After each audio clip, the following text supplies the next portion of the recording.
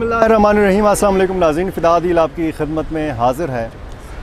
मैं इस वक्त पेशावर से बात कर रहा हूँ। मेरे अक़ब में पेशावर की आबादी का आप अंदाज़ा ये मनाज़र देखकर लगा सकते हैं। 44 लाख की आबादी का ये शहर है, लेकिन ये सरकारी आदाद-ओ-शुमार हैं।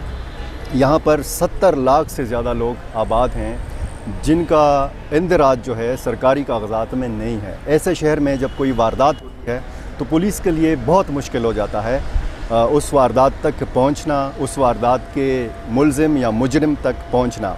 आज की सबसे बड़ी ख़बर पेशावर के हवाले से ये है कि जो अफसोसनाक वाक़यात तसलसल के साथ हुए 3 मुसलसल इतवारों को, बच्चियों को दरिंदगी का निशाना बनाने के बाद जिनमें से 2 बच्चियों को कत्ल भी किया गया। ये एक ऐसी वारदात थी जो पुलिस के लिए बहुत बड़ा चैलेंज थी। इस चैलेंज को पूरा किया पेशावर पुलिस ने, और पेशावर पुलिस के लिए आज एक बड़ा दिन है। बड़ी कामयाबी इस हवाले से हुई है कि कैंट सर्कल के अंदर ये जो वारदातें हुई उसका मरकज़ी किरदार जो है वो पकड़ा गया है।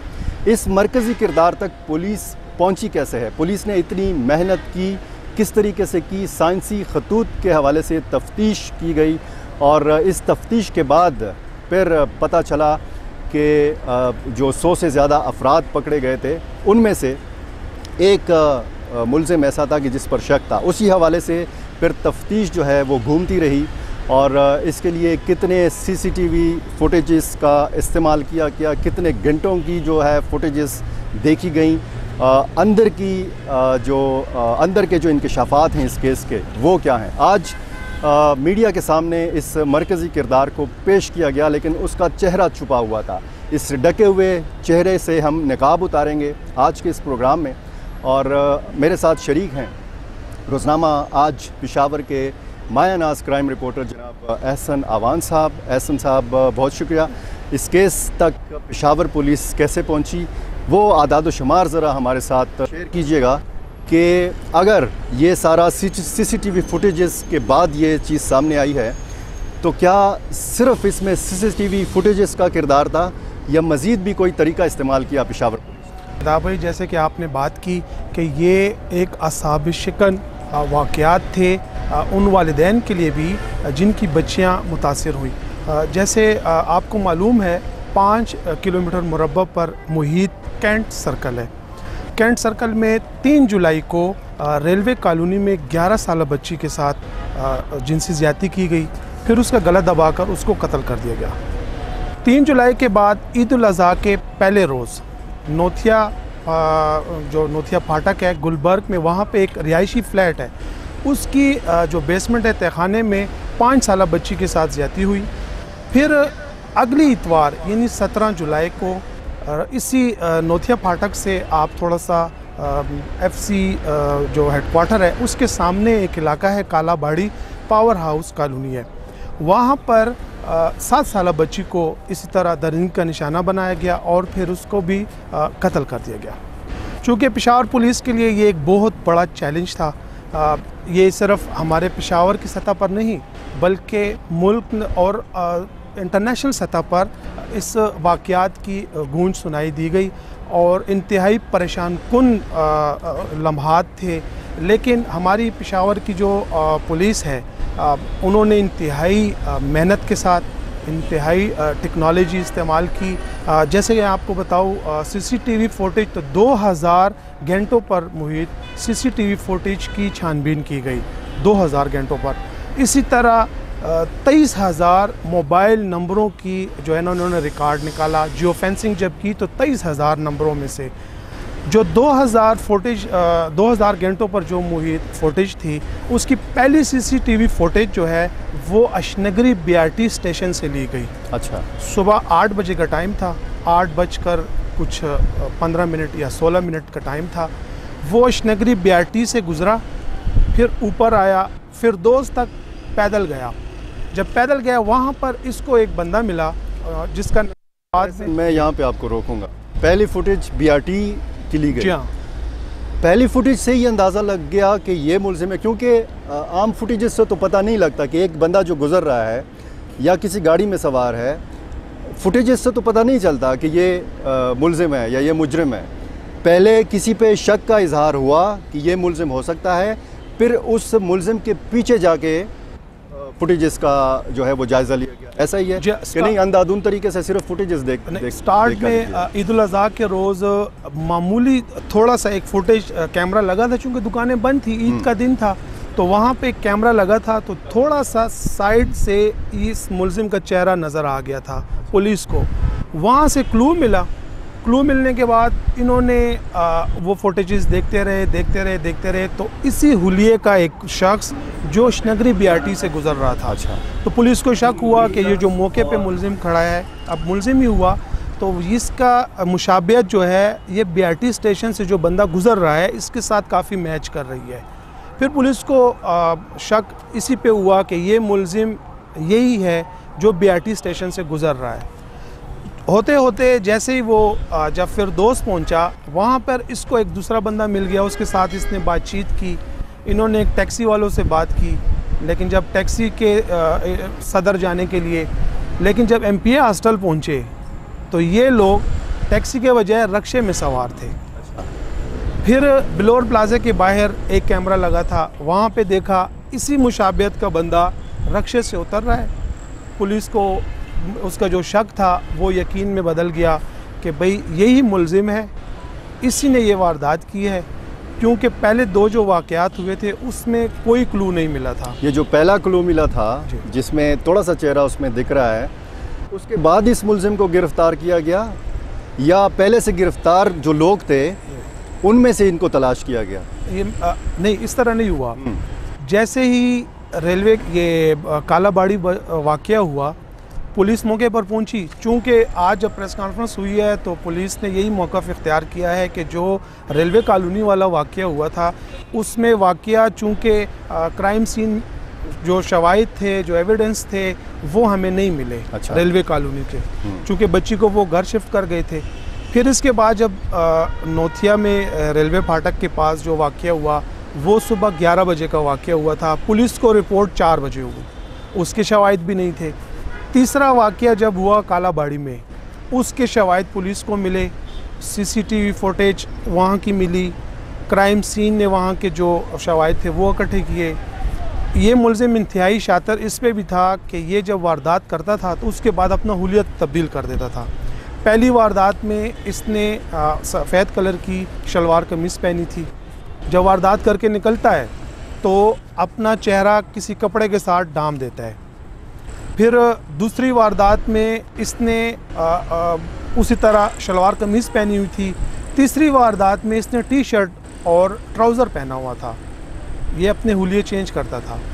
तो जैसे ही जब कालाबाड़ी फुटेज इन्होंने देखी तो उसके बाद वहाँ पर ये खड़ा था।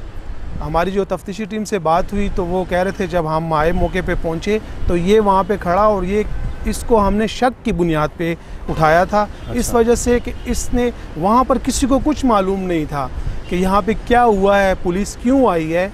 सिर्फ ये एक बंदा खड़ा था और ये यही कह रहा था कि बहुत जुल्म हुआ है। अच्छा, ये खुद कह रहा है? जी हाँ, बहुत जुल्म हुआ है, जिसने भी किया है बहुत जुल्म किया है, और यहाँ पे तो कोई कैमरे CCTV फुटेज ही नहीं है। तो पुलिस की जो तफ्तीशी टीम थी उसने सबसे पहले इसको उठाया है। अच्छा। कि भाई आपको कैसे पता है कि हम किस मकसद के लिए आए हैं। तो उसके बाद इस पे फोकस रखा। फिर वहाँ पे तकरीबन 105 लोगों को मज़ीद उठाया गया। प्रोफाइलिंग हुई, तकरीबन 200 से ज़ायद घरों की प्रोफाइलिंग हुई। फिर होते होते इसका DNA टेस्ट जो है वो सैंपल लिए, वो DNA के लिए भिजवाए, वो भी कल रात को रिपोर्ट आई, वो मैच कर गया। फिर आज इस तरह फिर प्रेस कॉन्फ्रेंस हुई। DNA की रिपोर्ट कहाँ भिजवाई जाती है, वो सैंपल कहाँ भिजवाया जाता है? ये इन्होंने पहले पेशावर KMU भिजवाए। अच्छा। KMU में KMU के बाद इन्होंने लाहौर भिजवा दिए थे। अच्छा।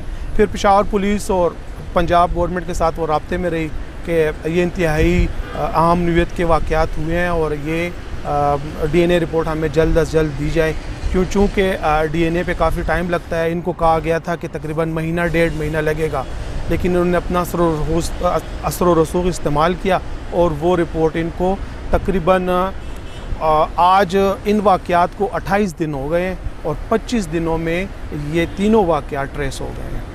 अच्छा एहसन, 20-22 साल या इससे ज़्यादा तकरीबन उम्र है इस मुलजिम की, सुहेल जिसका नाम है, इतवार का दिन ही उसने क्यों मुंतखब किया इस वारदात के लिए? ये सवाल हमने भी किया प्रेस कॉन्फ्रेंस के दौरान। असल में ये सिल में सितारे का काम करता है। अच्छा। शफ़ी मार्केट में इसकी दुकान है। तो ये कह रहा था कि इतवार के दिन मेरी छुट्टी होती है, बाज़ार चूँकि ये शफ़ी मार्केट में काम करने वाला है, इसको अब सदर के तमाम गलियों के तमाम रास्तों का इल्म है, कौन सी गली सुल्तान है जहाँ पर आमदोरफ्त कम है, इतवार के दिन कहाँ पे रश कम होता है, कौन सा प्लाजा, कौन सी मार्केट में। मतलब इसी इलाके में, इसी सर्कल के अंदर ये काम करता था? ये काम करता। ये रहता कहाँ पे था? ये सफ़ेद डेरी का रिहायशी है। अच्छा। तकरीबन 16 साल पहले इसके वालिद की वफ़ात हुई थी। ये 15 बहन भाई हैं। 15 बहन भाई है और ये 12वें नंबर का है और 16 साल पहले इसके वालिद की डेथ हुई थी। तो मतलब फैमिली बैकग्राउंड ऐसा है कि ये फैमिली से नज़रअंदाज है, उसको वो तवज्जो वालिदैन की नहीं मिल सकी, अपनी फैमिली की नहीं मिल सकी, जिस तरह एक नौउम्र नौजवान को जिस तरीके से तवज्जो मिलनी चाहिए। तो रहता वो सफ़ेद डेयरी में था, तो इतवार का दिन जो छुट्टी का दिन होता है, यहाँ पे वो काम करता था, वो छुट्टी मनाने के लिए अपने गांव नहीं जाता था, इधर ही सदर में रहता था? असल में जब ये 10 साल का था तो उस 10 साल की उम्र से ये पिंडी में भी काम करता रहा। अच्छा। ये कराची में भी काम करता रहा, ये इस्लामाबाद में भी काम करता रहा, ये लाहौर में भी काम करता रहा। बहन भाई ज़्यादा होने की वजह से इनकी उस तरह तरबियत नहीं हुई। वालिद इनका फोत हो गया 16 साल पहले, उम्र इसकी 20 साल है। तालीम ये 6 क्लास तक इसने तालीम हासिल की है, 6 क्लास। फिर चूँकि ये मुख्तलिफ़ सूबों में रहा है, मुख्तलिफ़ अज़ला में रहा है, तो इस वजह से ये इसकी तरबियत उस तरह नहीं हुई। चूँकि वालदा थी, वालदा के साथ ये लड़ता झगड़ता था।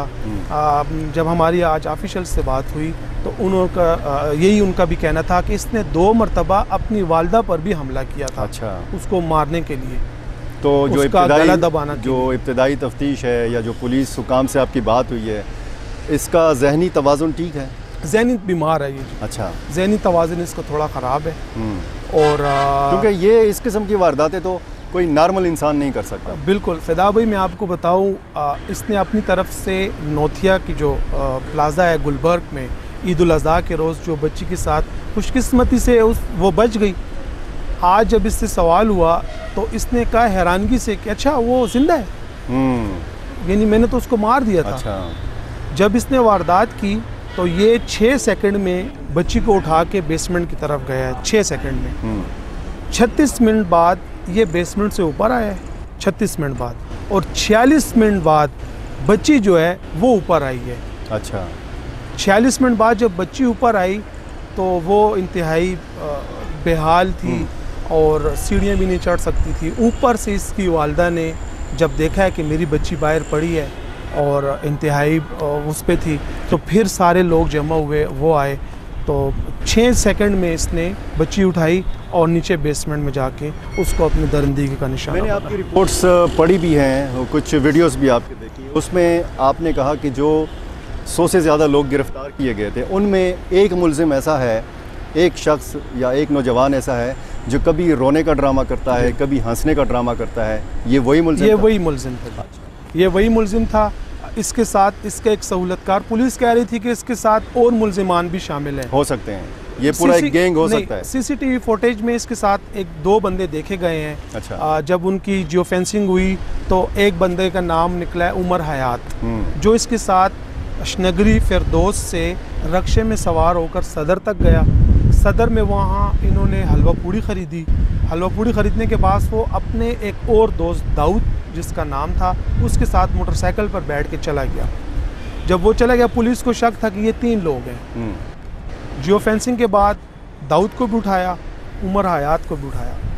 इनको उठा के तफ्तीश शुरू की तो फिर एक और फुटेज सामने आ गई जिसमें ये एक भिखारी औरत के साथ खड़ा होकर उसके साथ बात कर रहा है। पुलिस ने उस भिखारी औरत को भी उठा दिया। उसने कहा बिल्कुल ये छोटी छोटी दाढ़ी है इसकी, छोटे से कद का है, आया है मुझसे पूछा है कि बच्चियों का मोहल्ला या बच्चियों का ज़्यादातर इलाका कहाँ पे है। अच्छा। क्योंकि आप तो भीख मांगती हैं, आपको ज़्यादा पता होगा, तो सदर में तो हैं लेकिन सदर के अलावा और कहाँ पे है। तो वो औरत ने बयान दिया कि मैंने उसको कहा है कि गुलबहार चंगड़ाबाद में बहुत ज़्यादा बच्ची हैं, गुलबहार में बहुत ज़्यादा हैं, स्वातो पाठक में बहुत ज़्यादा हैं, इस तरह आप चले जाएं, इजाज़ाबाद चले जाएं। किसी वारदात की ताक में ये जी था। हाँ, एक फुटेज ऐसी है जो हमें दिखाई गई।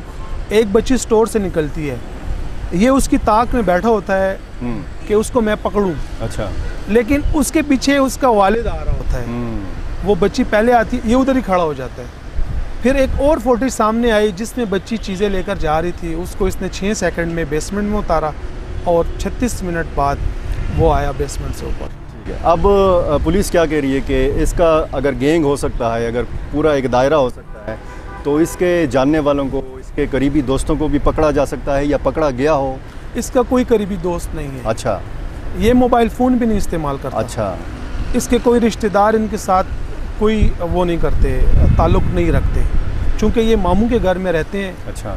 इनका ना कोई घर है, बस सिर्फ ये यहाँ पे सिल्म सितारे का काम करता है। ठिकाने भी बदलता रहा है, ठिकाना अपना बदलता रहा है। हुलिया अभी इसने एक वारदात के बाद हुलिया बदला, फिर हुलिया बदला। यानी ये इंतहाई क्रिमिनल माइंडेड और इंतहाई शातिर मुलजिम है। ठीक, बहुत शुक्रिया एहसन। नाजरीन, आपने एहसन की बातों में एक नुक्ता नोट किया होगा कि एक वारदात में इस किरदार ने एक बच्ची को सिर्फ 6 सेकंड के अंदर बेसमेंट में उतारा।